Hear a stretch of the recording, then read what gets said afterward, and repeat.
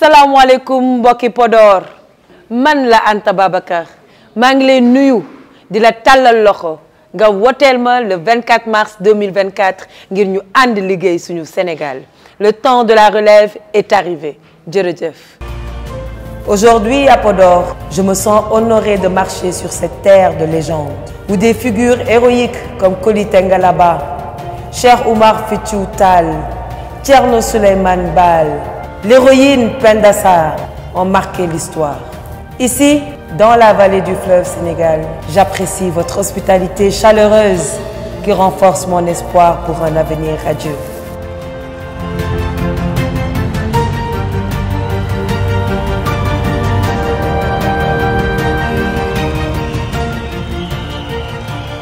Mesdames et messieurs, je suis ici aujourd'hui avec vous pour partager ma vision d'un Sénégal florissant. Un pays où la prospérité du Fouta et la transformation de la vallée du fleuve Sénégal sont essentielles. Nous devons pleinement exploiter le potentiel économique du Fouta, notamment à travers l'agriculture, l'élevage, la pêche fluviale et un agrobusiness moderne.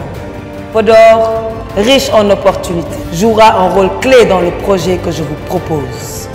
Quand je serai élue présidente de la République du Sénégal, rien que dans le département de Podor, j'accroîtrai les terres irriguées de 30 000 hectares actuellement à plus de 100 000 hectares dans les 5 prochaines années.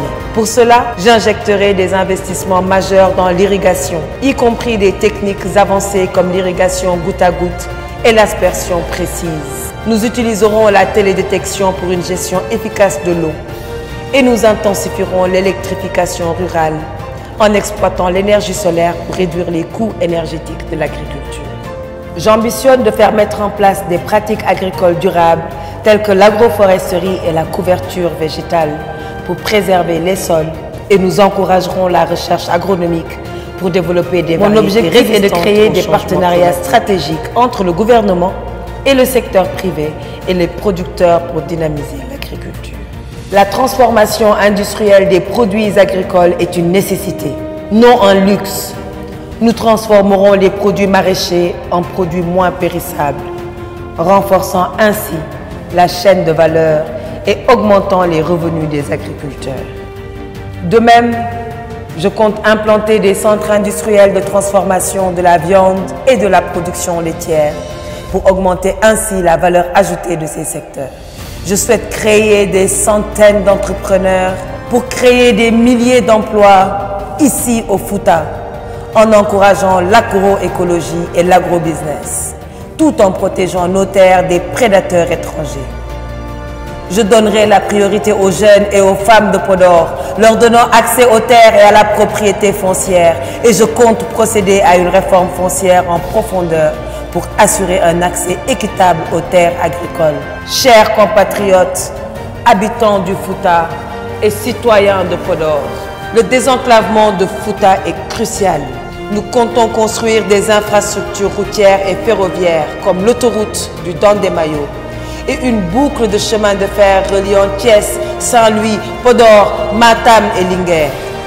Nous comptons également développer l'éducation et la formation, notamment en créant la plus grande université des sciences agricoles et agro-industrielles du Sénégal, ici à Podor. Enfin, mon ambition est de moderniser la ville de Podor en la dotant de nouvelles infrastructures, des marchés fonctionnels, des centres commerciaux, d'hôtels aux standards internationaux et développer le tourisme en créant des emplois pour lutter contre l'immigration irrégulière. Mesdames et messieurs, militants et sympathisants de ARC, chers concitoyens, à l'approche de l'élection cruciale de 2024, je lance un appel solennel à la mobilisation et à l'engagement profond de chacun d'entre vous. Cette échéance électorale représente une chance inouïe de redéfinir le cours de notre nation. Après avoir gratifié le président sortant, M. Macky Sall, de 2 mandats, le moment est venu de tourner cette page. Sa décision de passer le flambeau marque un tournant salutaire. Aujourd'hui, nous sommes à l'aube d'une ère nouvelle.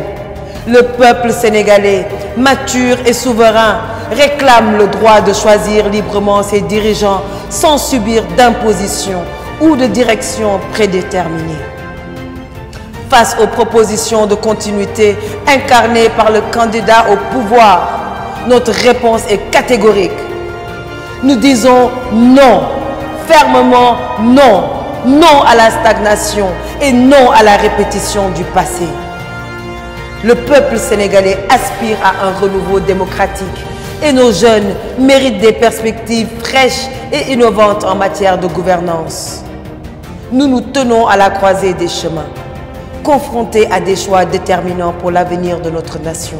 C'est dans ce contexte que je vous exhorte, messieurs, dames, à vous rallier activement à notre mouvement, à créer et à animer des sections locales et des cellules dynamiques au cœur de notre communauté.